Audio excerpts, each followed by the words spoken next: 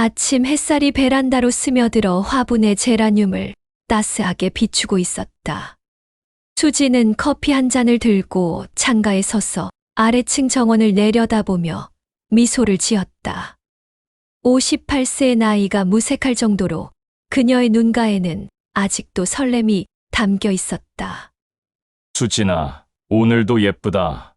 뒤에서 들려오는 현석의 목소리에 수진의 어깨가 살짝 움츠러들었다. 아직도 그런 말에 부끄러워하는 자신이 우스웠다. 결혼한 지 반년이 지났지만 63세인 현석의 애정 표현은 여전히 수진을 당황스럽게 만들었다. 또 그런 말을 아침부터 민망하게. 현석이 뒤에서 수진의 어깨를 감쌌다. 그의 손이 묵직하고 따뜻했다. 수진은 그 온기에 기대며 지난 몇 달을 되돌아보았다. 첫 번째 남편이 세상을 떠난 지 5년, 혼자 살아가는 것에 익숙해졌다고 생각했던 수진에게 현석은 예상치 못한 선물 같았다. 지인의 소개로 만난 그는 건설회사 회장이라는 타이틀보다는 자상하고 세심한 면이 먼저 눈에 띄었다. 데이트 때마다 문을 열어주고 계단에서는 항상 아래쪽을 걸었으며 수진이 좋아하는 클래식 음악 CD를 선물로 가져오기도 했다. 수진 씨는 참 품위가 있으세요. 요즘 여성들 중에 이렇게 우아한 분을 찾기 어려워요. 처음 그 말을 들었을 때 수진은 헛웃음을 쳤다. 자식들 키우느라 젊음을 다 바쳤고 이제는 주름살과 희끗희끗한 머리카락을 감추기 바쁜 자신을 보고 우아하다니. 하지만 현석의 눈빛은 진심이었다. 그는 수진의 손을 잡으며 나이가 들어서 만나는 사랑이 더 깊고 진실해요라고 속삭였다. 그때만 해도 수진은 그 말이 로맨틱하다고 생각했다. 결혼식은 소박했다.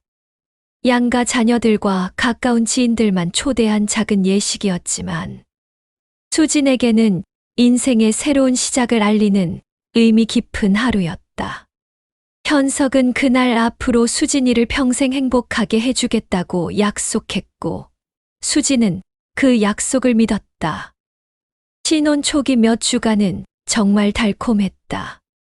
현석은 매일 아침 내 사랑이라고 부르며 수진을 깨웠고 퇴근 후에는 항상 작은 선물을 들고 왔다. 수진이 좋아하는 양갱, 손으로 직접 딴 들꽃, 때로는 비싼 목걸이나 귀걸이까지. 수진은 그런 현석의 정성에 감동했다. 이렇게 받기만 해도 되나요? 저도 뭔가 해드려야 하는데. 수진이가 내 곁에 있어주는 것만으로도 충분해. 하지만 시간이 지나면서 현석의 애정 표현은 점점 다른 양상으로 변해갔다. 처음에는 자연스럽게 손을 잡거나 어깨에 팔을 두르는 정도였다면 점점 더 직접적이고 빈번한 스킨십을 요구하기 시작했다. 수진아, 잠깐 와봐. 그 말이 처음 나왔을 때는 정말로 잠깐이었다. 포옹 한 번, 가벼운 키스 한 번으로 끝났다. 수진도 부부 사이에 자연스러운 애정 표현이라고 생각했다. 하지만 잠깐은 점점 길어졌고 하루에 한 번이던 것이 2번, 3번으로 늘어났다. 여보, 조금 쉬고 싶어요. 오늘 집안일 하느라 피곤해서. 수진이 조심스럽게 말하자 현석의 표정이 미묘하게 변했다. 실망한 듯한 아니면 서운한 듯한 그 표정을 본 수진은 금세 미안한 마음이 들었다. 아, 미안해. 내가 너무 성급했나? 현석은 이내 수진을 끌어안으며 사과했지만 수진은 그 순간 묘한 불편함을 느꼈다. 그의 포옹이 평소보다 더 오래 지속되었고 놓아주는 듯 하다가도 다시 당기는 것이 반복되었다. 다음 날부터 현석의 요구는 더욱 구체적이고 집요해졌다. 수진이 설거지를 하고 있으면 뒤에서 끌어안고 빨래를 개고 있으면 옆에 앉아서 손을 잡았다. 처음에는 애정 표현이라고 생각했지만 매번 같은 곳으로 귀결되는 그의 행동에 수지는 점점 위축되기 시작했다. 수진아, 왜 이렇게 딱딱해? 우리 부부잖아. 현석의 말에는 일리가 있었다. 부부 사이에 그런 일이 이상할 것은 없었다. 하지만 하루에 3번씩, 때로는 4번까지 이어지는 그의 요구는 수진에게 부담이었다. 더욱이 그는 항상 같은 패턴을 반복했다. 잠깐 와봐라고 부른 뒤 수진의 대답을 기다리지 않고 손을 이끌어 침실로 향했다. 수진은 자신의 감정을 정리하려고 노력했다. 혹시 자신이 너무 보수적인 것은 아닐까? 나이가 들어서 만난 사랑이니 더 적극적으로 표현하는 것이 당연한 건 아닐까? 하지만 그런 합리화도 매일 반복되는 현실 앞에서는 한계가 있었다. 어느 날 오후 수진이 거실에서 뜨개질을 하고 있을 때였다. 현석이 회사에서 일찍 돌아와 평소보다 들뜬 목소리로 말했다. 수진아, 오늘 회사에서 좋은 일이 있었어. 큰 계약을 따냈거든. 정말요? 축하해요. 수진이 환하게 웃으며 답했지만 현석의 다음 말에 그 미소는 어색하게 굳어졌다. 그래서 오늘은 특별히 축하를 해야겠어, 자기야. 잠깐 와봐. 또 그 말이었다. 수지는 뜨개질 바늘을 내려놓으며 망설였다. 현석의 기쁜 마음을 이해하지 못하는 것은 아니었지만 그가 기쁠 때마다 항상 같은 방식으로 표현하려는 것이 점점 부담스러웠다. 여보, 저녁 준비를 해야 해서요. 조금 있다가. 저녁은 나중에 해도 되잖아. 지금은 우리 시간이야. 현석의 목소리에는 평소의 다정함 대신 약간의 강요가 묻어났다. 수지는 그 변화를 놓치지 않았다. 하지만 거부하기에는 분위기가 이미 만들어져 있었고 현석의 기대에 찬 눈빛을 외면하기 어려웠다. 침실에서 나온 수지는 거울 앞에 서서 자신의 모습을 바라봤다.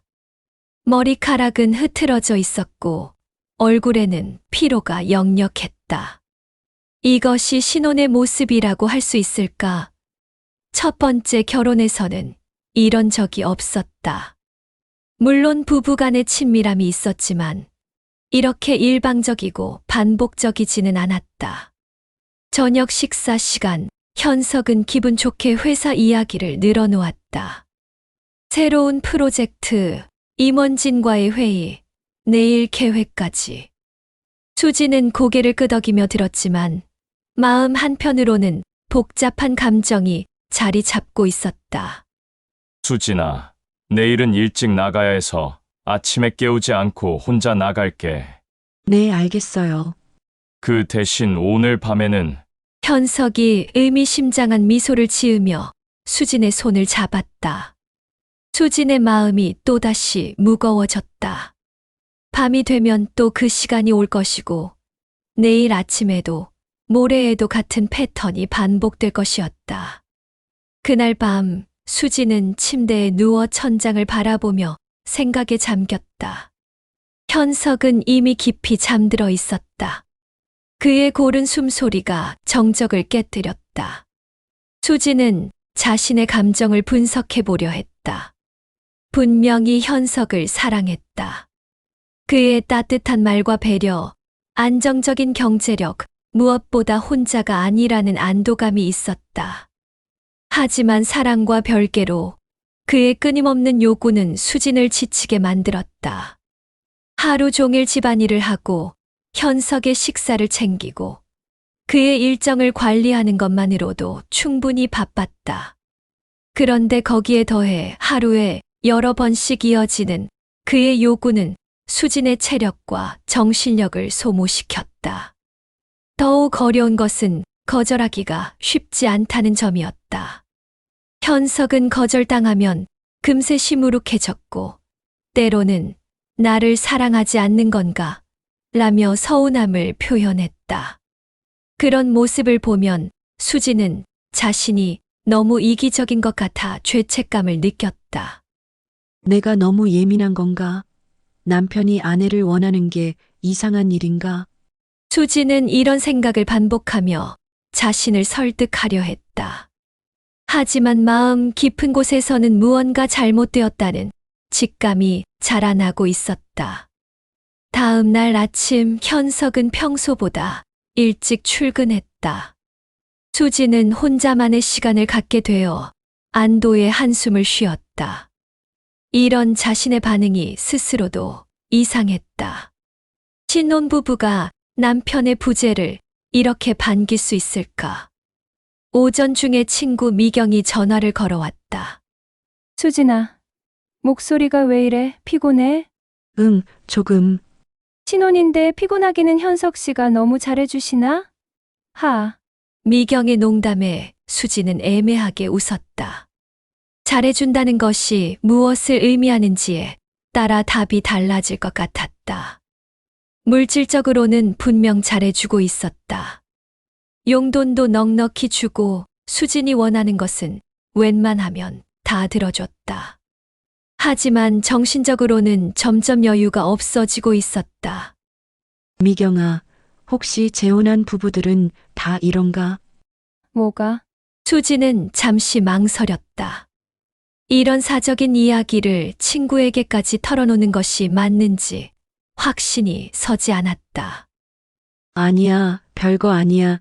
그냥 새로운 환경에 적응하는 게 쉽지 않네. 그럼 그렇지. 처음에는 다 그래 시간이 지나면 괜찮아질 거야. 전화를 끊은 후 수지는 거실에 혼자 앉아 있었다. 창밖으로는 아이들이 뛰어노는 소리가 들려왔다. 평화로운 일상의 소음이었지만 수진에게는 왠지 멀게 느껴졌다. 점심시간이 되자 현석에게서 문자가 왔다. 수진아, 오늘 일찍 들어갈게. 저녁 맛있는 거 해줘. 사랑해. 수지는 핸드폰을 내려다보며 한숨을 쉬었다. 일찍 들어온다는 것은 평소보다 그 시간이 더 길어진다는 뜻이었다. 수지는 부엌으로 가서 현석이 좋아하는 갈비찜을 준비하기 시작했다. 손은 바쁘게 움직였지만 마음은 무거웠다. 오후 4시 현석이 돌아왔다. 평소보다 2시간이나 빨랐다. 수진아, 나왔어. 현석의 목소리는 유난히 밝았다. 수지는 앞치마를 두르고 현관으로 나가 그를 맞았다. 현석은 수진을 보자마자 큰 꽃다발을 내밀었다. 오늘 계약 성사 기념으로 우리 수진이가 제일 좋아하는 장미꽃이야. 빨간 장미 20송이가 아름다웠지만 수진의 마음은 무거웠다. 이 꽃의 대가로 무엇을 요구받게 될지 이미 예상할 수 있었기 때문이다. 고마워요. 정말 예뻐요.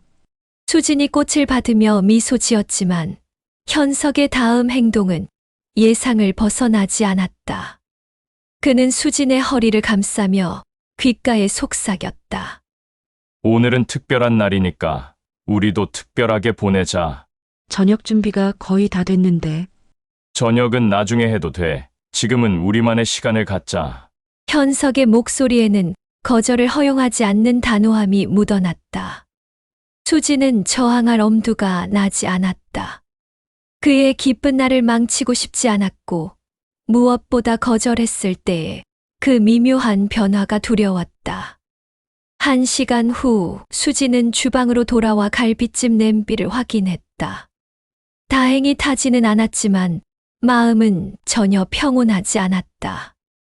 거울에 비친 자신의 모습은 지쳐 보였고 현석의 만족스러운 표정과는 대조적이었다. 저녁 식사 동안 현석은 회사 이야기를 신나게 늘어놓았다. 새로운 프로젝트로 얼마나 많은 수익을 낼 수 있을지, 경쟁사들을 어떻게 따돌렸는지, 앞으로의 확장 계획까지. 수지는 고개를 끄덕이며 들었지만 집중하기 어려웠다. 수진아, 듣고 있어? 네, 듣고 있어요. 정말 대단하세요. 그래. 내가 이렇게 성공할 수 있는 것도 수진이 옆에서 응원해주기 때문이야. 현석이 수진의 손을 잡으며 진심 어린 표정을 지었다. 그 순간 수지는 혼란스러웠다. 분명히 현석은 진심으로 자신을 사랑하고 있었다. 그의 눈빛에서 거짓을 찾을 수 없었다. 그렇다면 자신의 불편함은 무엇일까? 밤이 깊어가자 현석은 또다시 잠깐 와봐라고 말했다. 하루의 3번째였다. 수지는 더 이상 미소 지을 수 없었다. 여보, 너무 피곤해요. 오늘은 좀. 그 순간 현석의 얼굴이 변했다. 미묘했지만 분명한 변화였다. 실망을 넘어서 약간의 짜증이 섞인 표정이었다. 수진아, 우리 결혼한 지 얼마나 됐다고 벌써 이러는 거야? 그게 아니라, 다른 부부들은 어떻게 지내는지 아니? 나이가 들어서 만난 사랑이 얼마나 소중한지 알아? 현석의 말에는 비난이 담겨 있었다. 수지는 자신이 잘못된 것처럼 느껴져 더욱 위축되었다. 결국 그날 밤도 현석의 요구를 거절하지 못했다. 이런 일이 반복되면서 수지는 점점 자신만의 시간을 갖기 어려워졌다. 현석은 수진이 어디에 있든 찾아와서 잠깐 와봐라고 말했다. 화장실에서 나올 때까지 기다리고 전화 통화를 마칠 때까지 기다린 후 바로 그 말을 하는 것이 일상이 되었다. 어느 날 밤 수지는 침대에 누워 눈물을 흘렸다. 현석은 이미 만족스러운 표정으로 잠들어 있었다. 수지는 자신의 감정을 정리하려고 노력했지만 점점 더 혼란스러워질 뿐이었다. 사랑받는다는 것이 이런 것일까? 원하는 것과 원하지 않는 것의 경계가 이렇게 흐려져도 괜찮은 것일까? 수지는 창밖을 바라보며 자신의 새로운 삶에 대해 깊이 생각했다. 설렘으로 시작된 이 결혼이 어디로 향하고 있는지 그녀는 아직 알지 못했다. 그날은 유난히 무더운 여름날이었다. 수지는 오후 내내 집안일에 매달려 있었다. 현석이 좋아하는 나물 반찬을 만들고 그의 셔츠에 다림질을 하고 침실 청소까지 마치고 나니 어느새 해가 기울어 있었다. 온몸이 땀으로 젖어 있었고 어깨와 허리가 뻐근했다. 현석이 돌아온 것은 평소와 같은 시간이었다. 오후 7시 정각. 그는 언제나처럼 수진아, 나왔어. 하고 큰 소리로 인사했다. 어서 와요. 씻고 오세요. 저녁 차려놓을게요. 수진이 부엌에서 대답하자 현석이 뒤에서 껴안았다. 땀 냄새가 났지만 수지는 참았다. 그런데 그의 손이 평소보다 더 아래로 더 깊숙이 들어왔다. 여보, 씻고 오세요. 땀 냄새가. 수진이 냄새는 언제나 좋아. 현석의 목소리가 평소와 달랐다. 더 거칠고 더 급했다. 수지는 몸을 빼려고 했지만 그의 팔에 힘이 들어갔다. 여보, 저녁이 식어요. 저녁은 나중에 먹으면 돼. 지금은. 정말 피곤해요. 하루 종일 집안일 하느라. 수진의 말이 끝나기도 전에 현석의 표정이 급변했다. 지금까지 보지 못했던 차가운 표정이었다. 또 피곤하다는 거야? 그게 아니라, 수진아, 우리가 뭘 위해 결혼했는지 생각해봐. 나는 수진이를 사랑해서 결혼한 거야. 그런데 자꾸 이렇게 거절하면 내가 어떤 기분일까? 현석의 목소리에는 실망과 분노가 섞여 있었다. 수지는 가슴이 쿵하고 내려앉는 느낌이었다. 자신이 뭔가 크게 잘못한 것 같은 죄책감이 밀려왔다. 미안해요. 그런 뜻이 아니었는데. 그럼 뭔 뜻이야? 남편이 아내를 원하는 게 그렇게 이상한 일이야? 현석이 목소리를 높였다. 수지는 이런 그의 모습을 처음 보았다. 평소에 다정하고 인자한 모습은 온데간데 없었다. 아니에요. 그런 게 아니라 정말 몸이 힘들어서. 몸이 힘들다고. 집에서 뭘 그렇게 힘들게 하는데? 현석의 말에 수지는 할 말을 잃었다. 하루 종일 그를 위해 집안일을 했다는 것을 어떻게 설명해야 할까? 그것도 그에게는 대수롭지 않은 일일까? 알겠어. 내가 너무 성급했나 보네. 현석이 갑자기 어조를 바꾸며 말했다. 하지만 그의 표정에는 여전히 불만이 남아 있었다. 저녁 먹고 일찍 자자. 나도 피곤해. 그날 저녁 식사는 어색했다. 평소라면 회사 이야기로 가득했을 식탁이 조용했다. 현석은 묵묵히 밥을 먹었고 수지는 그의 눈치를 살피며 반찬을 계속 권했다. 갈비찜 더 드세요. 오늘 정성껏 끓였어요. 응. 현석의 대답은 시큰둥했다. 수지는 점점 불안해졌다. 자신이 거절한 것 때문에 현석의 기분을 상하게 한 것 같았다. 식사를 마친 후 현석은 먼저 들어가서 쉬고 있을게라고 말하며 침실로 들어갔다. 수지는 설거지를 하며 마음을 정리하려 했다. 혹시 자신이 너무 예민하게 반응한 것은 아닐까? 남편의 사랑 표현을 거절하는 것이 정말 잘못된 것일까? 설거지를 마치고 거실을 정리한 후 수지는 침실 문 앞에서 잠시 망설였다. 문틈으로 희미한 불빛이 새어나오고 있었다. 현석이 아직 자지 않고 있는 것 같았다. 수진이 조심스럽게 문을 열었을 때 그녀가 본 것은 지금까지 상상도 못했던 광경이었다. 현석이 침대에 혼자 앉아 있었다.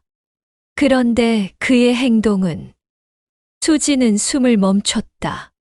그는 자신이 혼자 있다고 생각하며 스스로를 위로하고 있었다. 더 충격적인 것은 그의 태도였다. 전혀 부끄러워하지 않는 오히려 당당한 듯한 모습이었다.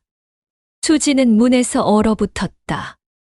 이런 상황을 어떻게 받아들여야 할까? 부부 사이에 이런 일이 있을 수 있는 건가? 하지만 더 당황스러운 것은 현석의 반응이었다. 그는 수진을 발견하고도 멈추지 않았다. 오히려 와서 도와줘라고 말했다.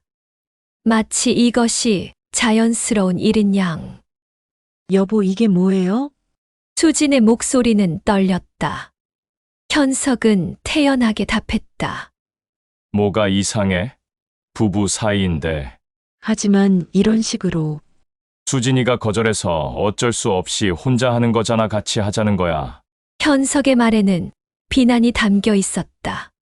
마치 수진이 의무를 다하지 않아서 이런 상황이 벌어진 것처럼. 수진은 말문이 막혔다. 그날 밤 수진은 잠들 수 없었다. 옆에서 코를 고는 현석을 바라보며 온갖 생각이 머릿속을 맴돌았다. 이것이 정상적인 부부 생활일까? 자신이 과민 반응을 하는 것일까? 다음 날부터 상황은 더욱 이상해졌다. 현석은 평소보다 더 자주 외출하기 시작했다. 오늘은 현장 점검 나가야 해서 늦을 거야. 현장요? 어느 현장이요? 새로 시작하는 프로젝트 있잖아. 외곽에 있어서 시간이 좀 걸릴 거야. 현석은 자세한 설명 없이 나갔다. 수지는 처음에는 안도했다. 혼자만의 시간을 가질 수 있어서. 하지만 시간이 지나면서 의문이 들기 시작했다. 현석이 돌아오는 시간이 들쭉날쭉했다.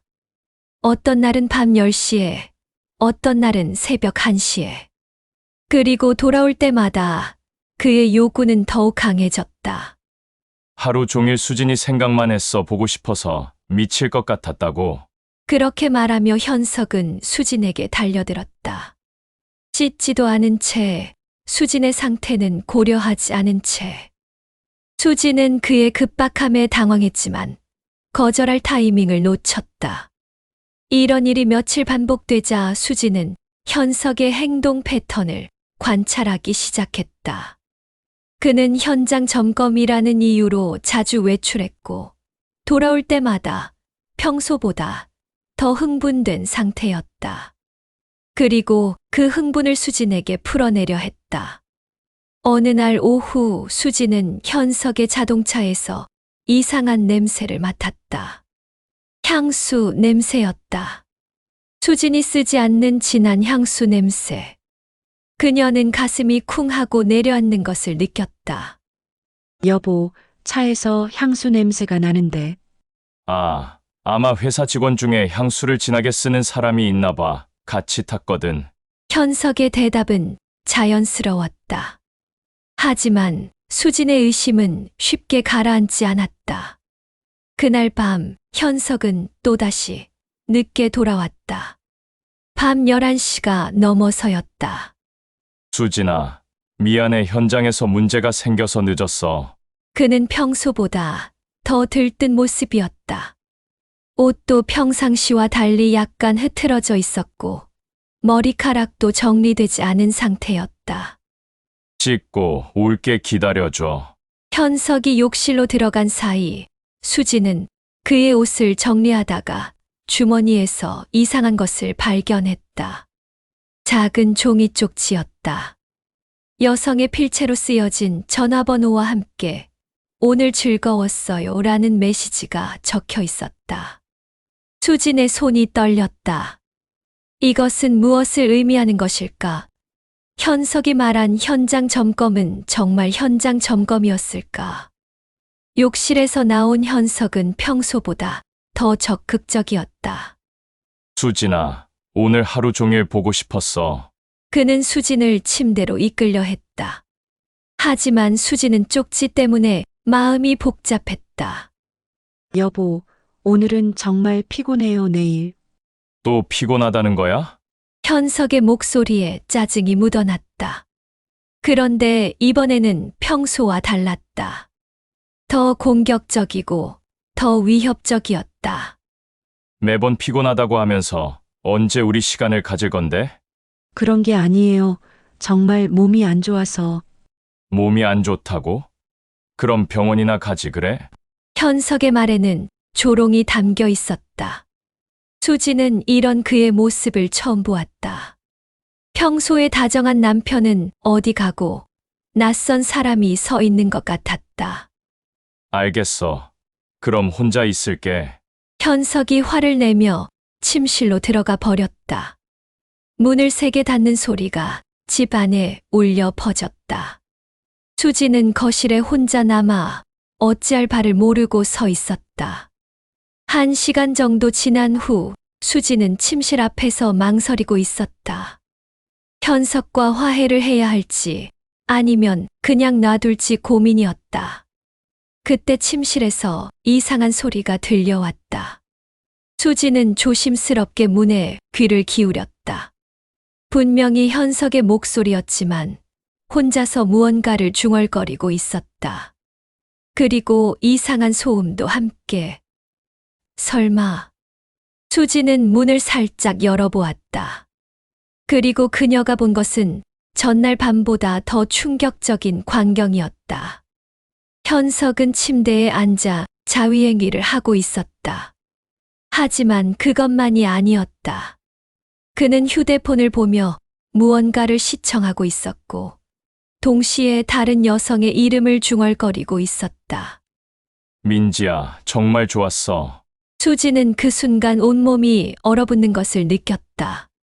민지, 그게 누구인가? 그리고 현석이 보고 있는 휴대폰 화면에는 수지는 더 이상 볼 수 없어서 문을 조용히 닫았다. 거실로 돌아와 소파에 주저앉았다. 머릿속이 새하얘졌다. 이것이 현실인가? 자신이 거절하자 화를 내며 들어간 침실에서 현석은 다른 여성을 생각하며 그런 행위를 하고 있었다. 그것도 전혀 부끄러워하지 않는 당당한 모습으로. 수지는 손으로 얼굴을 감쌌다. 눈물이 나올 것 같았지만 나오지 않았다. 충격이 너무 커서 감정이 제대로 작동하지 않는 것 같았다. 그날 밤 수지는 거실 소파에서 잤다. 침실로 들어갈 엄두가 나지 않았다. 새벽 5시가 되어서야 겨우 잠이 들었고 현석이 출근 준비를 하는 소리에 깼다. 수진아, 일어났어? 현석은 평소와 다름없는 목소리로 말했다. 마치 어젯밤 일이 없었던 것처럼. 응, 금방 일어났어요. 아침 준비 안 해도 돼. 나가서 사 먹을게. 현석이 넥타이를 매며 말했다. 거울에 비친 그의 모습은 여전히 품위 있는 회장님이었다. 어젯밤 침실에서 본 그 모습과는 전혀 다른 사람 같았다. 그럼 저녁 때 봐. 현석이 수진의 이마에 가볍게 키스하고 나갔다. 평소와 같은 작별 인사였다. 수진은 그 자연스러운 태도에 더욱 혼란스러웠다. 혼자 남은 수진은 주머니에서 어젯밤 발견한 쪽지를 다시 꺼내보았다. 오늘 즐거웠어요. 여성의 귀여운 필체가 수진의 마음을 찔렀다. 이 여성이 어젯밤 현석이 중얼거린 민지일까? 수진은 현석의 서재로 가서 그의 명함첩을 뒤져보았다. 죄책감이 들었지만 호기심과 불안감이 더 컸다.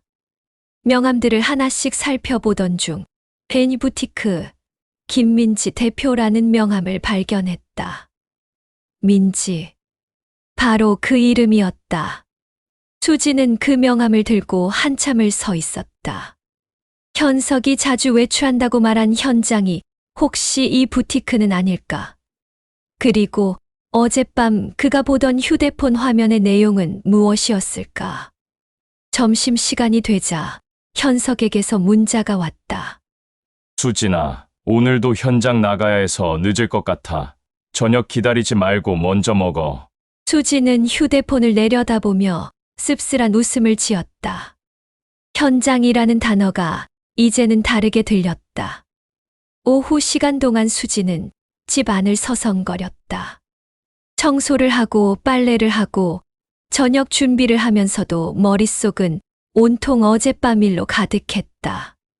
저녁 7시, 8시, 9시. 현석은 돌아오지 않았다. 수지는 혼자 저녁을 먹으며 TV를 보려 했지만 집중할 수 없었다. 드라마 속 행복한 부부의 모습이 지금의 자신과 너무 대조적으로 느껴졌다. 밤 10시가 넘어서야 현석이 돌아왔다. 그는 평소보다 더 상기된 표정이었고 옷에서는 또다시 그 향수 냄새가 났다. 수진아, 많이 기다렸지? 현장에서 예상보다 일이 오래 걸렸어. 수지는 그의 얼굴을 유심히 바라봤다. 거짓말을 하고 있다는 확신이 들었지만 확실한 증거는 없었다. 네, 괜찮아요. 저녁은 따뜻하게 데워놓았어요. 고마워. 그런데 저녁 전에 우선 현석이 또다시 잠깐 와봐라고 말하려는 순간 수진이 먼저 입을 열었다.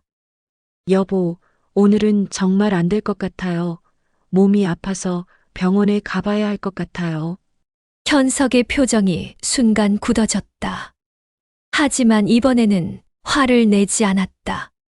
대신 의외로 차분하게 대답했다. 그래. 어디가 아픈데? 여성 질환 쪽이라서 검사를 받아봐야 할 것 같아요. 수진의 거짓말이었지만 현석은 더 이상 추궁하지 않았다. 오히려 약간 불편해하는 기색을 보였다. 그럼 빨리 병원 가봐. 건강이 제일 중요하지. 그날 밤 현석은 평소보다 일찍 잠자리에 들었다. 수지는 안도의 한숨을 쉬었지만 동시에 새로운 불안이 생겼다. 현석이 이렇게 쉽게 물러서는 것이 오히려 더 의심스러웠다. 새벽 2시경 수지는 이상한 소리에 잠에서 깼다. 현석이 침실에서 전화통화를 하고 있었다. 목소리가 작았지만 간간이 들려오는 내용이 수진을 경악시켰다. 내일은 언제 만날 수 있어, 그래.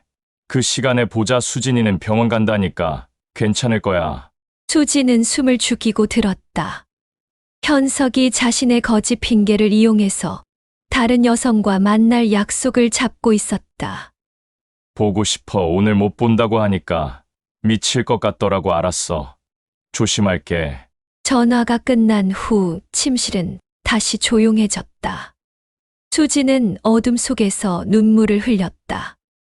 결혼 반년 만에 자신이 목격하고 있는 현실이 믿기지 않았다. 다음 날 아침 현석은 평소보다 일찍 일어나 출근 준비를 했다. 수진아, 병원 잘 다녀와. 뭔가 이상하면 바로 연락해. 그의 관심은 진짜 같았다. 하지만 수지는 이제 그의 말을 그대로 믿을 수 없었다.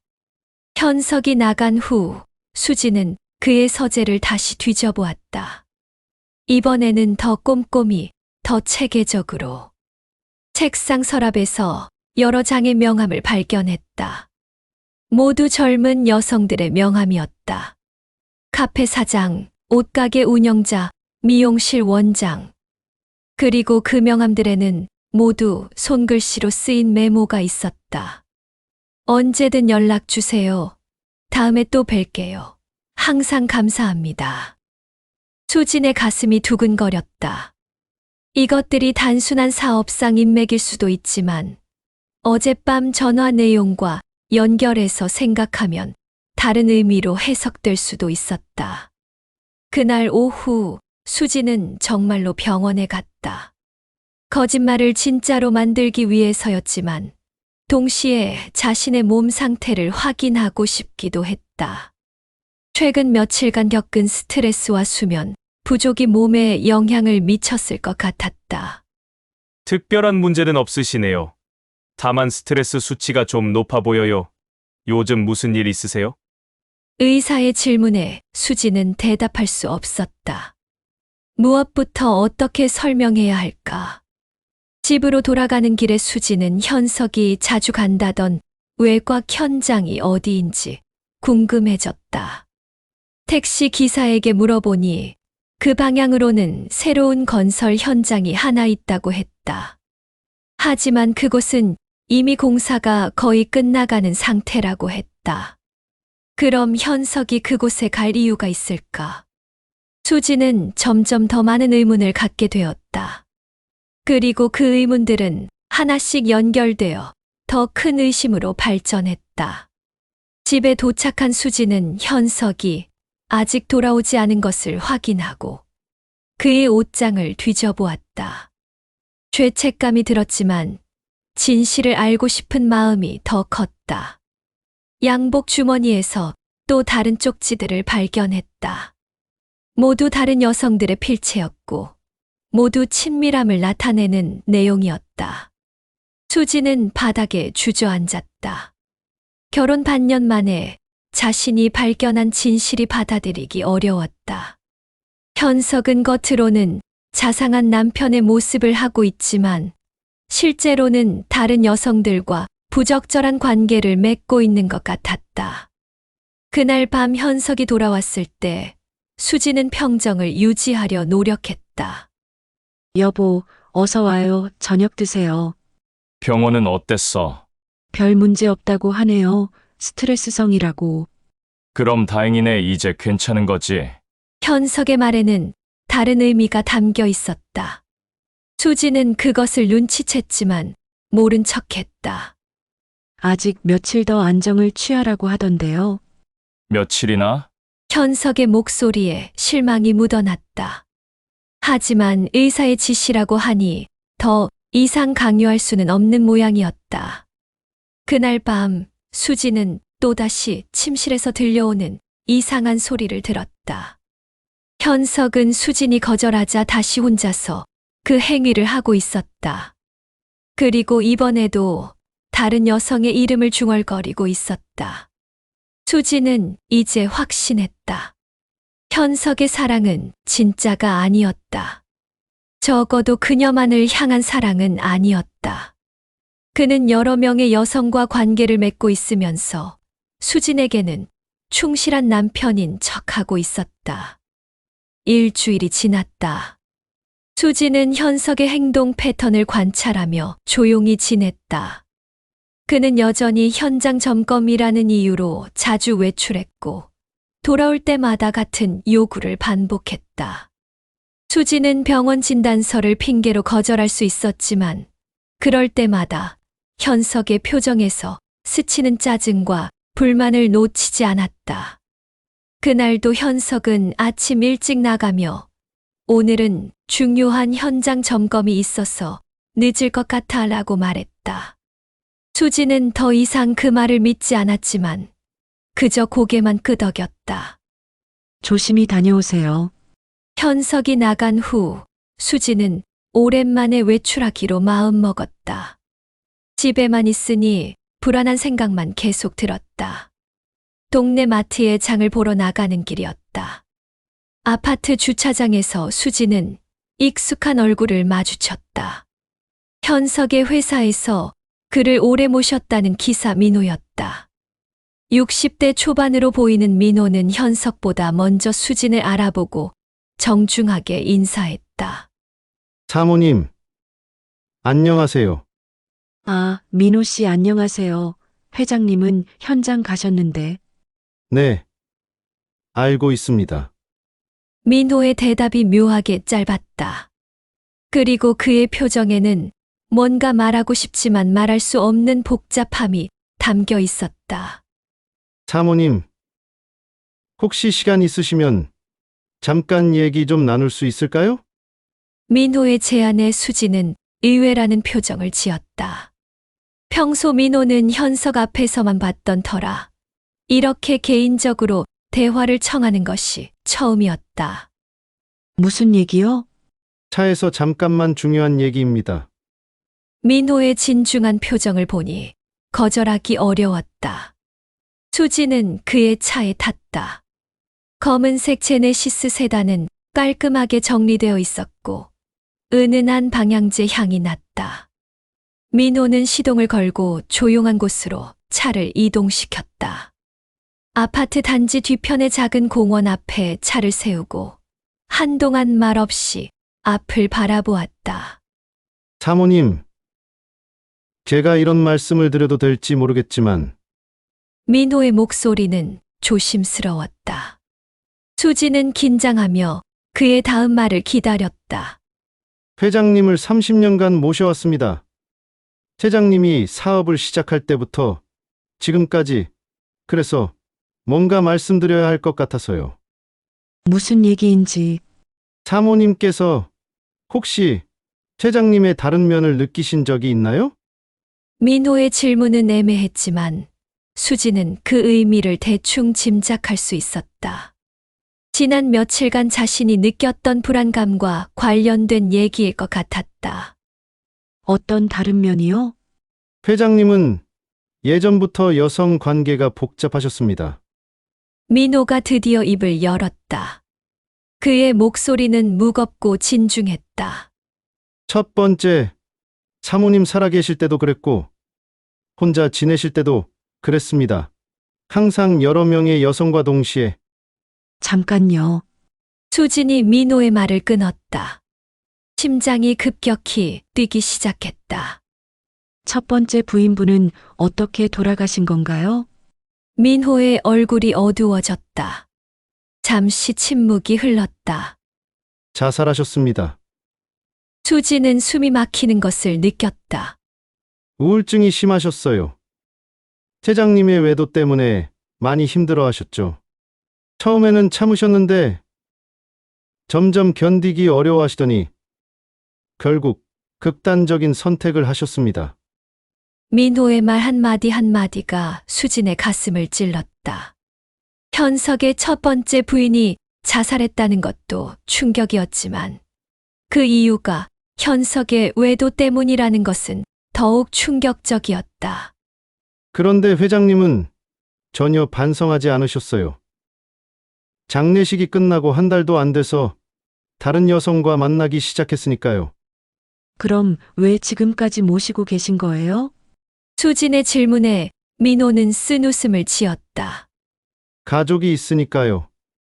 그리고 회장님의 본성을 아는 사람으로서 새로운 사모님이 같은 일을 당하지 않게 도와드려야 한다고 생각했어요.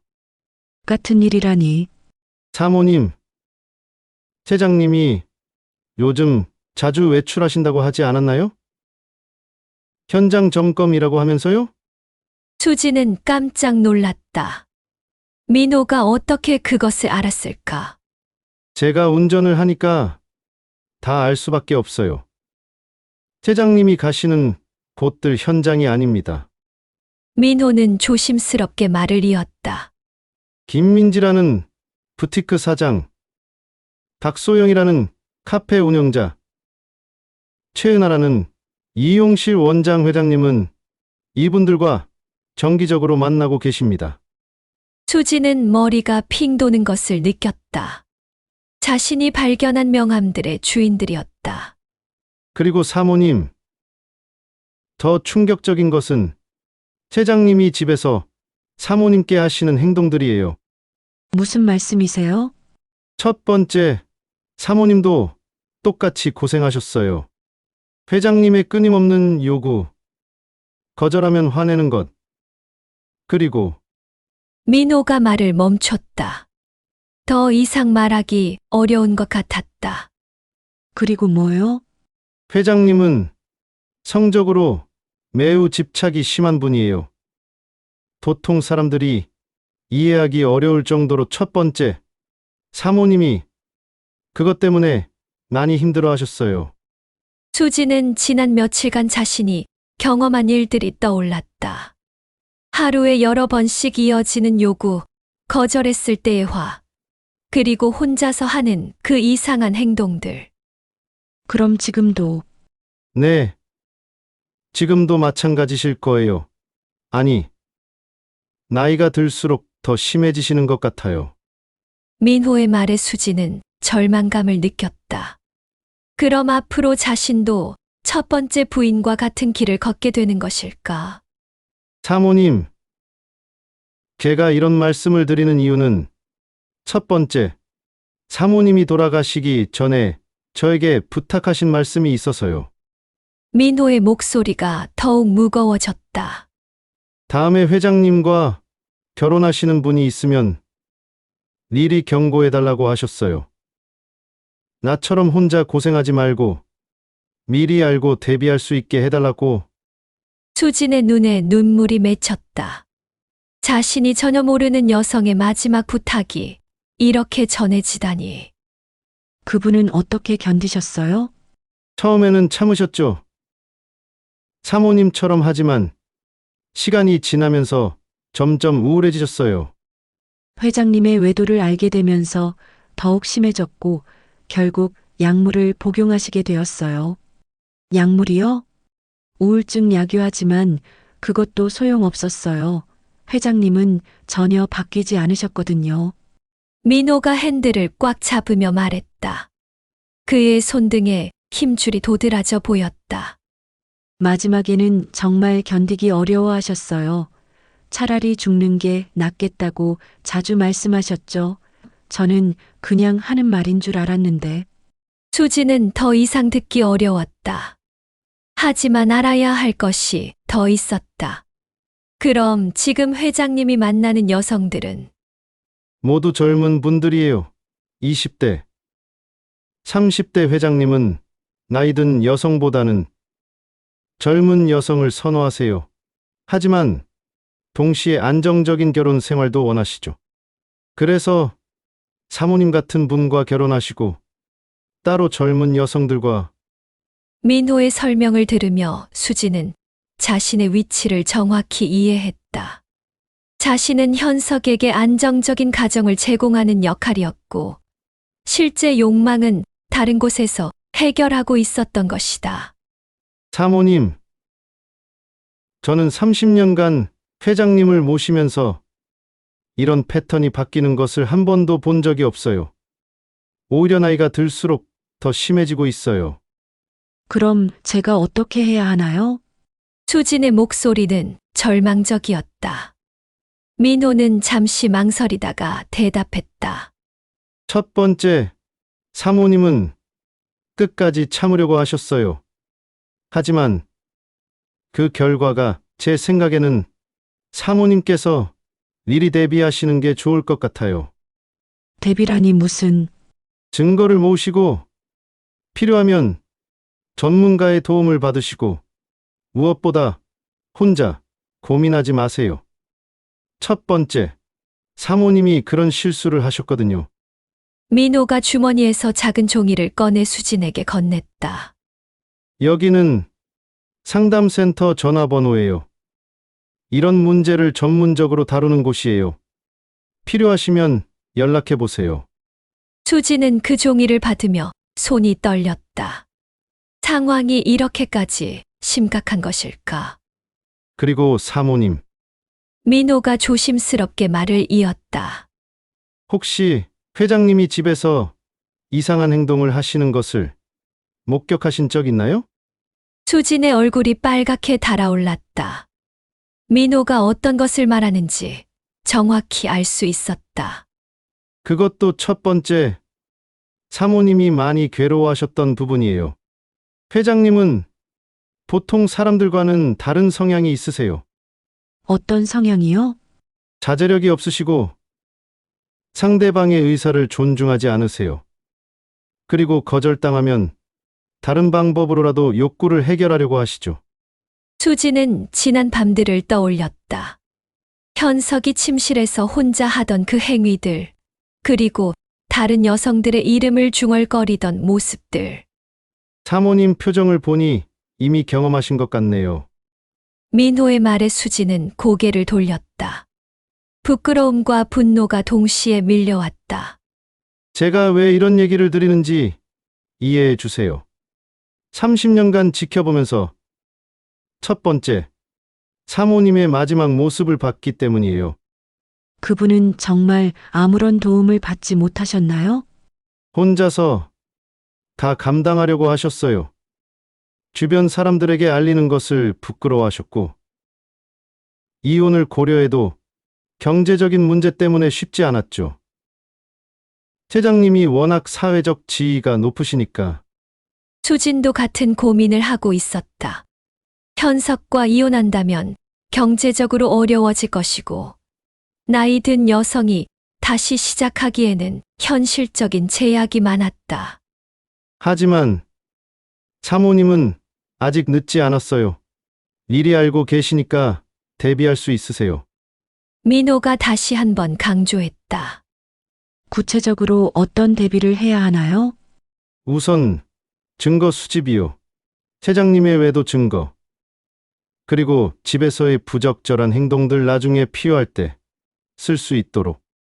수지는 스스로가 탐정이 된 기분이었다. 이런 일을 해야 하는 자신의 처지가 참담했다. 그리고 가장 중요한 것은 사모님의 안전이에요. 회장님은 화가 나면 통제가 안 되는 경우가 있어요. 통제가 안 된다는 게 첫 번째, 사모님이 이혼을 요구했을 때 회장님이 어떻게 반응하셨는지 저는 직접 봤어요. 물건을 집어던지고 소리를 지르고 그 모습이 평소의 회장님과는 완전히 달랐어요. 수지는 소름이 끼쳤다. 현석에게 그런 면이 있다는 것을 상상해 본 적이 없었다. 사모님, 혹시 지금까지 회장님께 거절의 의사를 표현해 보신 적 있나요? 며칠 전에 피곤하다고 했더니 화를 내시더라고요. 그럼 이미 시작된 거예요. 시간이 지나면 더 심해질 거예요. 민호의 경고는 수진에게 큰 충격을 주었다. 지금까지 자신이 경험한 것들이 빙산의 일각에 불과하다는 뜻일까? 제가 이런 말씀을 드려서 죄송해요. 하지만 첫 번째, 사모님의 비극이 반복되는 것을 보고 싶지 않아서. 민호의 목소리에는 진심 어린 걱정이 담겨 있었다. 그분이 돌아가시기 전에 저에게 마지막으로 하신 말씀이 있어요. 내 다음 사람은 미리 알고 대비할 수 있게 해달라고. 수지는 눈물이 흘렀다. 자신이 전혀 모르는 여성의 마지막 부탁이 이렇게 자신에게 전해지다니. 그리고 그 여성이 겪었던 고통을 자신도 겪게 될 수도 있다니. 민호 씨, 그럼 지금 회장님이 만나는 여성들은 많아요. 제가 아는 것만 해도 서너 명은 되고 모르는 분들도 더 있을 거예요. 회장님은 한 명으로는 만족하지 못하세요. 수지는 자신이 얼마나 순진했는지 깨달았다. 현석의 사랑이라고 믿었던 것들이 사실은 여러 여성 중 하나에 대한 소유욕에 불과했던 것이다. 사모님, 오늘 이 얘기는 저희끼리만 알고 계시면 좋겠어요. 회장님이 아시면 민호가 걱정스러운 표정을 지었다. 네, 절대 말하지 않을게요. 고마워요. 정말. 수지는 진심으로 감사했다. 만약 민호가 이런 경고를 해주지 않았다면 자신도 첫 번째 부인과 같은 길을 걸었을지도 모른다. 차에서 내린 수지는 아파트로 올라가며 머릿속을 정리했다. 현석의 진짜 모습, 자신의 현재 상황, 그리고 앞으로 어떻게 해야 할지. 집에 들어서자 현석에게서 문자가 와 있었다. 수진아, 현장에서 문제가 생겨서 더 늦을 것 같아. 저녁 기다리지 말고 먼저 먹어. 수지는 그 문자를 보며 냉소적인 웃음을 지었다. 이제는 그의 거짓말이 훤히 보였다. 현장이 아니라 어떤 여성과 시간을 보내고 있을 것이다. 그날 밤 수지는 민호가 준 상담센터 전화번호를 손에 들고 오랫동안 망설였다. 전화를 걸어야 할까? 아니면 좀 더 지켜봐야 할까? 새벽 1시가 넘어서야 현석이 돌아왔다. 예상대로 그는 흥분된 상태였고 다른 향수 냄새를 풍기고 있었다. 수진아, 자고 있었어? 아니요, 깨어 있었어요. 그럼 잠깐. 현석이 또 그 말을 하려는 순간 수진이 먼저 말했다. 여보, 오늘은 정말 컨디션이 안 좋아요. 약도 먹었고. 현석의 표정이 순간 굳어졌다. 하지만 이번에는 강요하지 않았다. 대신 침실로 들어가며 문을 세게 닫았다. 그리고 30분 후 수지는 또다시 그 소리를 들었다. 현석이 혼자서 하는 그 행위의 소리와 함께 다른 여성의 이름을 부르는 소리까지. 수지는 소파에 앉아 민호가 준 전화번호를 다시 바라봤다. 이제 더 이상 망설일 이유가 없었다. 현석의 진짜 모습을 알게 된 이상 자신의 미래를 위해 행동해야 했다. 하지만 동시에 두려웠다. 이 모든 것이 사실이라면 자신의 새로운 인생은 이미 파탄난 것일까? 그리고 현석이 자신의 의심을 눈치챈다면 어떤 일이 벌어질까? 수지는 긴 밤을 뜬 눈으로 보내며 앞으로 다가올 선택의 순간들을 준비해야 한다는 것을 깨달았다. 민호와의 대화 후 일주일이 지났다. 수지는 현석을 바라보는 시각이 완전히 달라졌다. 예전에는 사랑스럽게 보였던 그의 모든 행동이 이제는 계산적이고 이중적으로 느껴졌다. 특히 그가 외부 사람들 앞에서 보여주는 모습과 집에서의 모습 사이의 극명한 차이는 수진을 더욱 혼란스럽게 만들었다. 그날은 현석의 회사 임원진과 부인들이 모이는 작은 모임이 있는 날이었다. 분기별로 열리는 이런 자리에 수지는 처음 참석하게 되었다. 현석은 아침부터 들떠 있었다. 수진아, 오늘 우리 회사 사람들이 자기를 처음 보는 거니까 좋은 인상 남겨줘야 해. 네, 알겠어요. 어떤 옷을 입으면 좋을까요? 저기 옷장에 있는 진주색 원피스 어때? 품이 있어 보일 거야. 현석이 정성스럽게 수진의 옷을 골라주는 모습은 다정한 남편 그 자체였다. 하지만 수진은 이제 그 이면에 숨겨진 의도를 읽을 수 있었다. 자신을 하나의 액세서리처럼, 자신의 성공을 보여주는 도구처럼 생각하고 있다는 것을. 머리는 올려서 단정하게 하고 화장도 너무 진하지 않게 우아하고 고급스럽게 보여야 해. 현석의 지시는 세세했다. 마치 연출가가 배우에게 연기 지도를 하는 것 같았다. 오후 6시 강남의 고급 레스토랑에서 모임이 시작되었다. 수지는 현석의 팔짱을 끼고 입장했다. 현석은 누구보다 당당하고 자신감 넘치는 모습이었다. 여러분, 제 아내 수진입니다. 이번에 늦은 나이에 인연을 맺게 되었어요. 현석의 소개의 임원들과 그들의 부인들이 박수를 쳤다. 모두들 호의적인 반응을 보였다. 정말 품이 있으시네요. 회장님이 복 받으셨어요. 나이가 들어서 만나는 사랑이 더 깊다고 하던데 정말 그런가 봐요. 사람들의 칭찬에 현석은 만족스러운 표정을 지었다. 그리고 수진의 허리에 팔을 두르며 애정을 과시했다. 수진이가 저를 정말 잘 챙겨줘요. 집에서는 제가 완전히 왕 대접을 받고 있어요. 현석의 말에 사람들이 웃었다. 수진도 미소를 지었지만 그 미소 뒤에는 복잡한 감정이 숨어 있었다. 저녁 시간 내내 현석은 완벽한 남편의 모습을 연출했다. 수진의 의자를 빼주고 음식을 먼저 권하고 끊임없이 세심한 배려를 보였다. 임원들은 그런 현석의 모습을 보며 역시 회장님은 다르다며 감탄했다. 회장님, 신혼이라서 그런가요? 완전히 달라 보이세요. 사랑하는 사람이 옆에 있으니까 모든 게 다르게 보이죠. 현석의 답변은 달콤했다. 하지만 수지는 그 말들이 얼마나 공허한지 알고 있었다. 겉으로는 이렇게 사랑을 표현하면서 실제로는 다른 여성들과 수진 여사님, 회장님이 집에서도 이렇게 다정하세요? 한 임원 부인의 질문에 수지는 잠시 멈칫했다. 어떻게 대답해야 할까? 네, 정말 잘해주세요. 수진의 대답은 사실이었다. 현석은 분명히 잘해주고 있었다. 다만 그 방식이 자신이 원하는 것과는 달랐을 뿐이었다. 모임이 끝나고 집으로 돌아오는 차 안에서 현석은 기분이 좋아 보였다. 오늘 정말 잘했어. 수진아, 다들 자기를 정말 좋아하더라. 임원분들 모두 좋은 분들이시네요. 그렇지. 우리 회사 사람들은 다 괜찮아. 앞으로도 이런 자리 많이 있을 거야. 자기가 잘해줘야 해. 현석의 말에는 기대와 함께 은근한 압박이 담겨 있었다. 수지는 자신이 그의 사회적 지위를 뒷받침하는 역할을 해야 한다는 것을 느꼈다.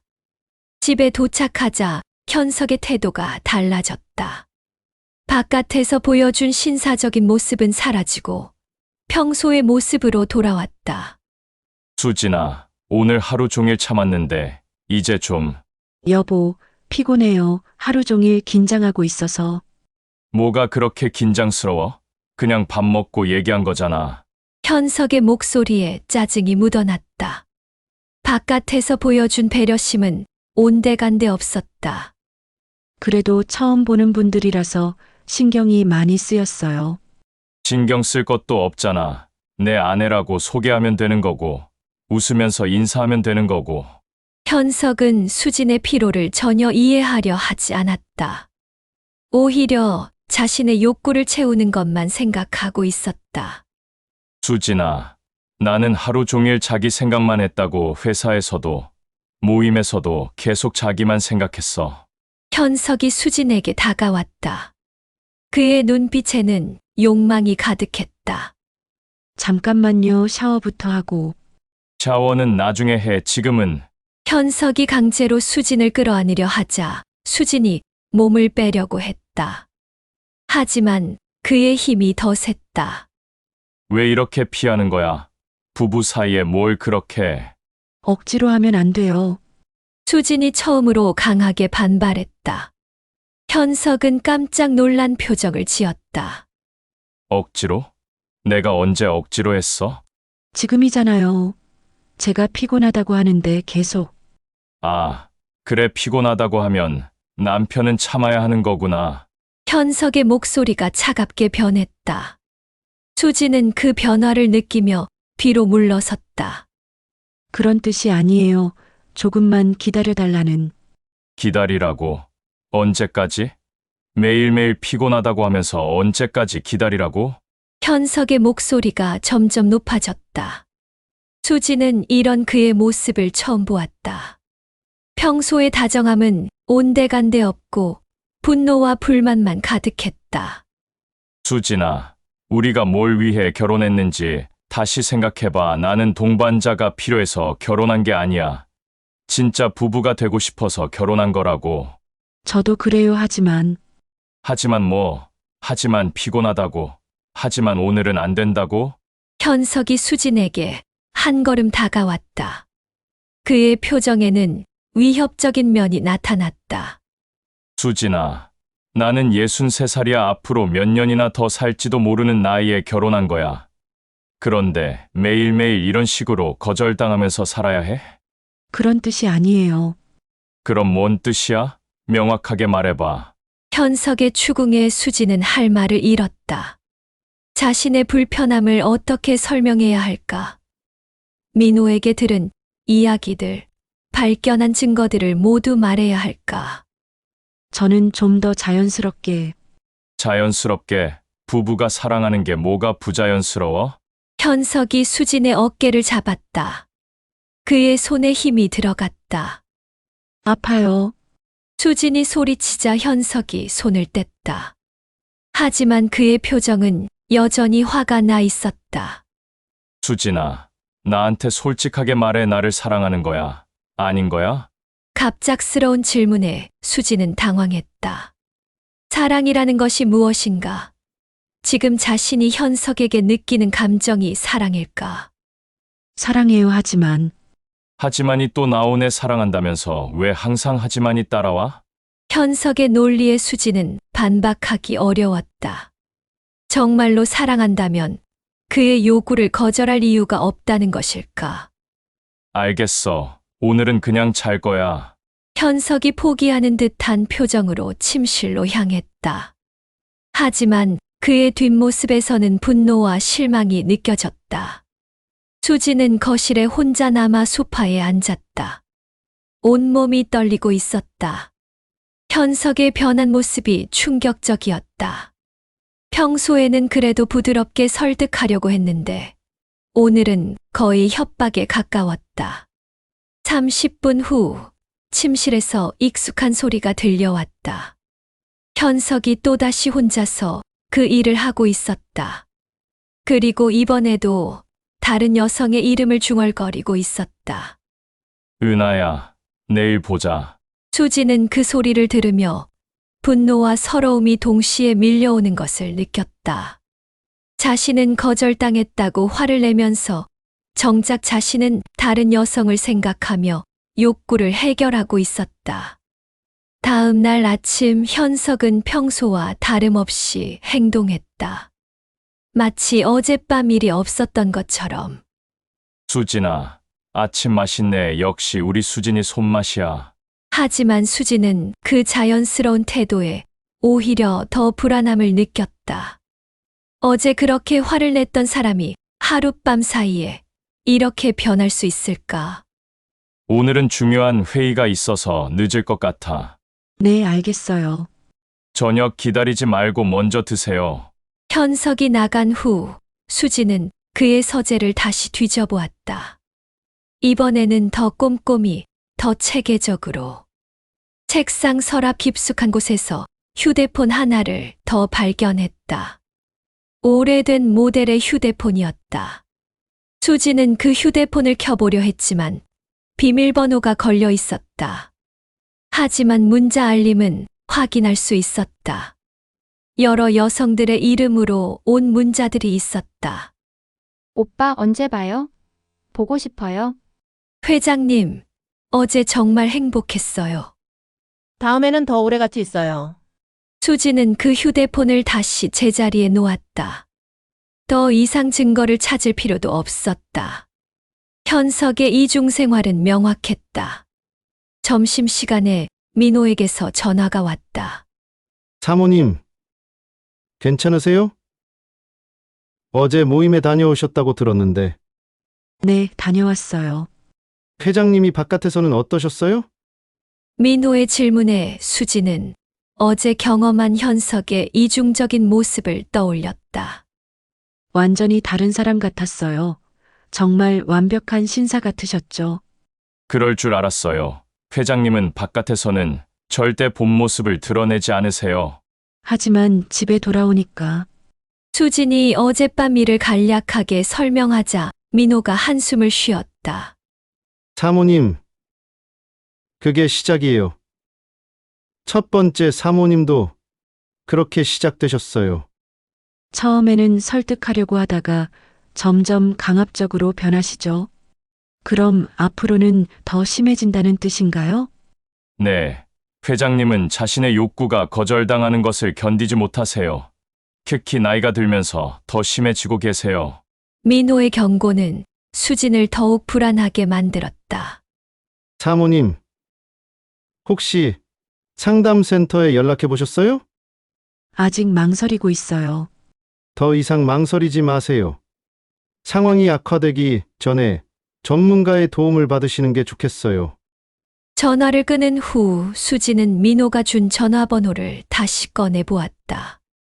이제 정말로 전화를 걸어야 할 때가 온 것 같았다. 그런데 그때 현석에게서 문자가 왔다. 수진아, 갑자기 일이 생겨서 2박 3일 지방 출장 가게 됐어. 오늘 저녁에 집에 들러서 짐 싸고 바로 출발해야 해. 수진은 그 문자를 보며 안도의 한숨을 쉬었다. 며칠간 혼자 있으면서 자신의 상황을 정리할 시간을 가질 수 있을 것 같았다. 하지만 동시에 의심도 들었다. 정말 출장일까? 아니면 어떤 여성과 여행을 가는 것일까? 저녁 7시 현석이 돌아왔다. 그는 서둘러 짐을 쌌다. 수진아, 혼자 있는 동안 심심하겠지만 참아줘. 네, 괜찮아요. 조심히 다녀오세요. 3일 후에 돌아올 거야. 그때까지 건강하게 잘 있어. 현석이 수진의 이마에 키스하고 나갔다. 평소와 같은 작별 인사였지만 수진에게는 뭔가 다르게 느껴졌다. 혼자 남은 수진은 창밖을 바라보며 생각했다. 현석이 없는 이 며칠 동안 자신의 미래를 결정해야 했다. 계속 이런 식으로 살 것인가? 아니면 다른 선택을 할 것인가? 수진은 상담센터 전화번호를 손에 들고 마침내 전화를 걸기로 결심했다. 더 이상 혼자서 견딜 수는 없었다. 현석이 출장을 간 첫날 밤, 수진은 오랜만에 평온한 잠자리에 들 수 있었다. 잠깐 와봐라는 말을 듣지 않아도 되고, 거절했을 때의 차가운 시선을 받지 않아도 되는 밤이었다. 하지만 평온함과 함께 찾아온 것은 깊은 공허감이었다. 이것이 자신이 바랐던 결혼 생활이었을까? 다음 날 아침, 수진은 민호가 준 상담센터 전화번호를 다시 꺼내 보았다. 여러 번 망설이다가 마침내 전화를 걸었다. 여성 상담센터입니다. 친절한 여성의 목소리가 들려왔다. 안녕하세요. 상담을 받고 싶어서 전화했는데요. 네, 어떤 상담을 원하시나요? 수진은 잠시 말을 멈췄다. 자신의 상황을 어떻게 설명해야 할까? 부부관계에서 남편이 너무 강압적이어서요. 구체적으로 어떤 부분이 강압적이신지 말씀해 주실 수 있나요?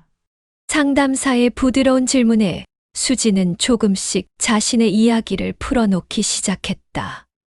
처음에는 조심스럽게, 그 다음에는 점점 더 솔직하게. 남편이 하루에 여러 번씩 성적인 관계를 요구해요. 거절하면 화를 내고 때로는 위협적으로 변하기도 하고요. 그런 상황이 얼마나 지속되었나요? 결혼한 지 반년 정도 됐는데 처음부터 그랬어요. 처음에는 신혼이니까 그럴 수 있다고 생각했는데. 다른 문제들도 있나요? 수지는 현석의 외도, 의혹에 대해서도 말했다. 발견한 명함들, 늦은 귀가, 다른 여성들의 이름을 중얼거리는 것까지. 상담을 받으러 직접 오실 수 있나요? 전화보다는 되면 상담이 더 도움이 될 것 같아요. 네, 가겠습니다. 다음 날 오후 수지는 상담센터를 찾았다. 생각보다 아담하고 따뜻한 분위기의 공간이었다. 상담사 김미영은 40대 중반의 여성으로 온화하면서도 전문적인 느낌을 주었다. 편하게 앉으세요. 차 드릴까요? 감사합니다. 따뜻한 차를 마시며 수지는 자신의 이야기를 더 자세히 털어놓았다. 현석의 끊임없는 요구, 거절했을 때의 변화, 외도 의혹, 그리고 민호에게 들은 첫 번째 부인의 이야기까지. 수진 씨가 경험하고 계신 것은 성적 강요와 정서적 학대에 해당해요. 김미영의 말에 수지는 깜짝 놀랐다. 학대라니요? 남편이 저를 때린 적은 없는데. 학대는 신체적 폭력만을 의미하지 않아요. 상대방의 의사를 무시하고 강요하는 것, 거절했을 때 화를 내며 죄책감을 갖게 만드는 것, 이 모든 것이 학대예요. 상담사의 설명을 들으며 수지는 자신이 겪고 있는 일의 심각성을 깨닫기 시작했다. 그리고 남편분의 이전 부인이 자살하셨다는 것도 매우 심각한 신호예요. 같은 패턴이 반복될 가능성이 높아요. 그럼 저는 어떻게 해야 하나요? 우선 증거를 수집하세요. 남편의 외도 증거, 그리고 가능하다면 강압적인 행동의 증거도요. 녹음이나 일기 형태로라도 기록해 두세요. 김미영이 수진에게 작은 수첩을 건넸다. 이걸로 매일 일어나는 일들을 기록하세요. 날짜, 시간, 구체적인 상황까지 나중에 필요할 때 중요한 자료가 될 수 있어요. 이혼을 해야 한다는 뜻인가요? 그것은 수진 씨가 결정할 문제예요. 다만 지금 상황이 개선될 가능성은 희박해 보여요. 특히 이전 부인과 같은 패턴이라면. 상담을 마치고 집으로 돌아오는 길에 수지는 복잡한 심정이었다. 전문가의 입을 통해 자신의 상황이 얼마나 심각한지 확인했지만 동시에 앞으로 어떻게 해야 할지에 대한 두려움도 컸다.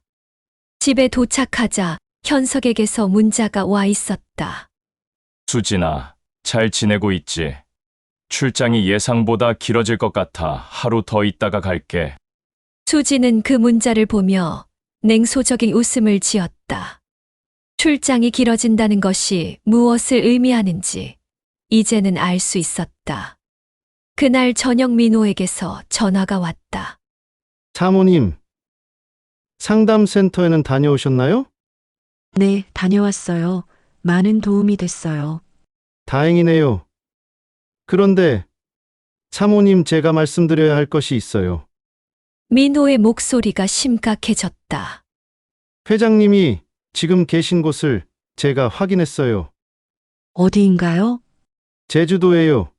김민지 씨와 함께 가셨어요. 수지는 가슴이 쿵 하고 내려앉는 것을 느꼈다. 예상했던 일이지만 실제로 확인하니 충격이었다. 사진도 찍었어요. 혹시 나중에 필요하시면. 고마워요. 민호 씨 정말 고마워요. 전화를 끊은 후 수지는 상담사가 준 수첩을 꺼내 첫 번째 기록을 적었다. 7월 15일 남편 출장이라고 거짓말하고 김민지와 제주도 여행. 민호 씨가 확인. 그 순간 현석에게서 또 문자가 왔다. 수진아, 제주도 바람이 정말 시원해. 너도 여기 와서 봤으면 좋겠다. 사랑해. 수지는 그 문자를 보며 분노보다는 허무함을 느꼈다. 다른 여성과 함께 있으면서 자신에게 사랑한다고 문자를 보내는 그의 뻔뻔함에 더 이상 놀라지도 않았다. 다음 날 수지는 현석의 서재를 다시 한번 수색했다. 이번에는 더 체계적으로, 증거 수집 목적으로. 숨겨둔 휴대폰의 문자들을 사진으로 찍고 여성들의 명함도 모두 복사했다. 그리고 현석이 자주 가는 현장들의 주소도 메모해 두었다. 오후에는 그 중 하나인 김민지의 부티크를 찾아가 봤다. 강남의 고급 상가에 위치한 작은 부티크였다. 수지는 멀리서 그 가게를 바라보며 현석이 그곳에서 무엇을 하는지 상상해 봤다. 그때 가게 문이 열리며 젊은 여성이 나왔다. 20대 후반으로 보이는 예쁘고 세련된 여성이었다. 그녀가 김민지일까? 수지는 그 여성을 보며 복잡한 감정을 느꼈다. 질투라기보다는 동정에 가까운 감정이었다. 그녀도 현석의 진짜 모습을 모르고 있을 것이다. 집으로 돌아온 수지는 수첩에 그날의 기록을 추가했다. 조사한 내용들, 발견한 증거들, 그리고 자신의 감정까지. 현석이 돌아오기 하루 전 밤, 수지는 중요한 결정을 내렸다. 더 이상 이런 식으로 살 수는 없었다. 첫 번째 부인의 비극을 반복할 수는 없었다. 상담사 김미영에게 전화를 걸었다. 이혼을 진행하고 싶어요. 신중하게 생각해 보셨나요? 네, 며칠 동안 혼자 있으면서 많이 생각해 봤어요. 이 상황은 절대 나아지지 않을 것 같아요.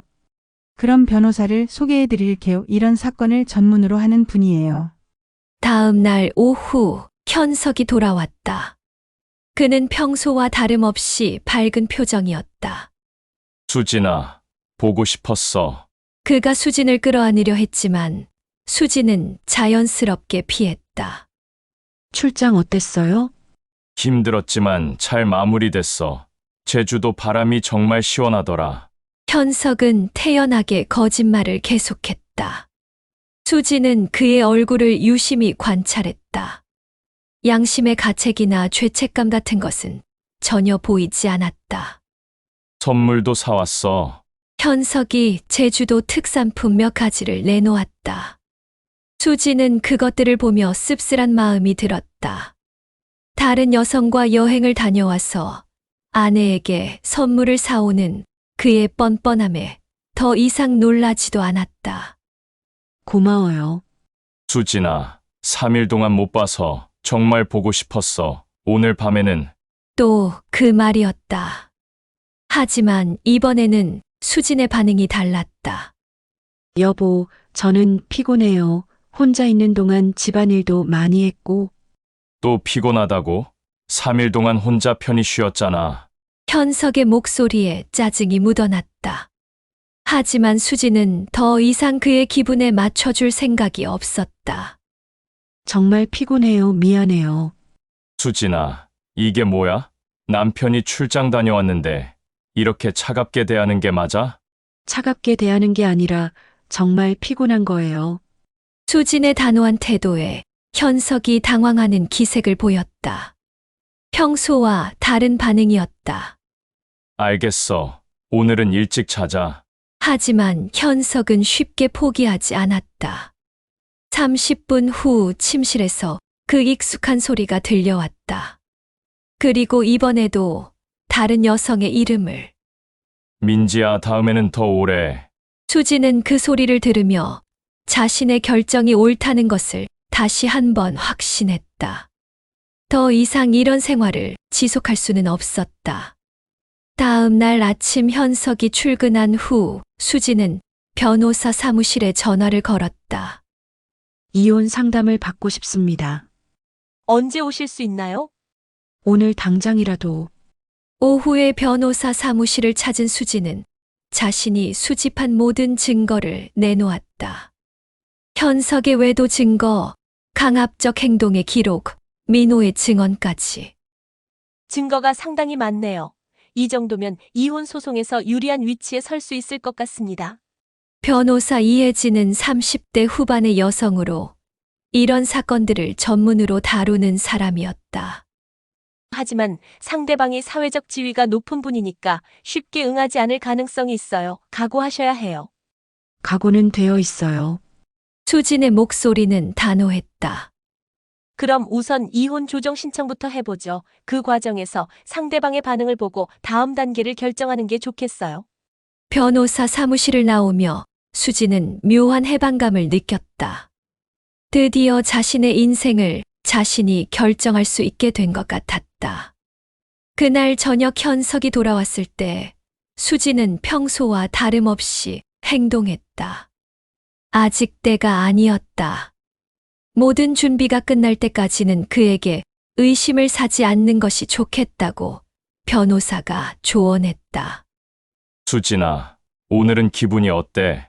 현석이 의미심장하게 물었다. 어제 거절당한 것에 대한 기대감이 그의 눈에 보였다. 괜찮아요. 그럼 오늘은 여보, 제가 말씀드릴 것이 있어요. 수진이 조심스럽게 입을 열었다. 현석이 기대에 찬 표정으로 그녀를 바라봤다. 뭔데? 요즘 제가 좀 예민해졌나 봐요. 병원에 한번 가보려고 해요. 병원, 어디가 아픈데? 여성 관련해서 호르몬 검사 같은 걸 해보려고요. 수진의 말에 현석이 안도하는 표정을 지었다. 자신을 거절하는 것이 의학적 이유 때문이라고 생각한 것 같았다. 그래, 몸이 중요하지. 빨리 검사 받아봐. 네, 며칠 걸릴 것 같아요. 괜찮아, 건강해지는 게 우선이야. 현석의 배려는 가식적으로 들렸지만 수진에게는 시간을 벌 수 있는 기회였다. 그날 밤 수진은 창밖을 바라보며 자신의 미래를 그려보았다. 쉽지 않은 길이 기다리고 있었지만 적어도 첫 번째 부인과 같은 비극은 피할 수 있을 것 같았다. 수첩의 마지막 기록을 적었다. 7월 20일 변호사와 상담 완료. 이혼 준비 시작. 더 이상 두렵지 않다.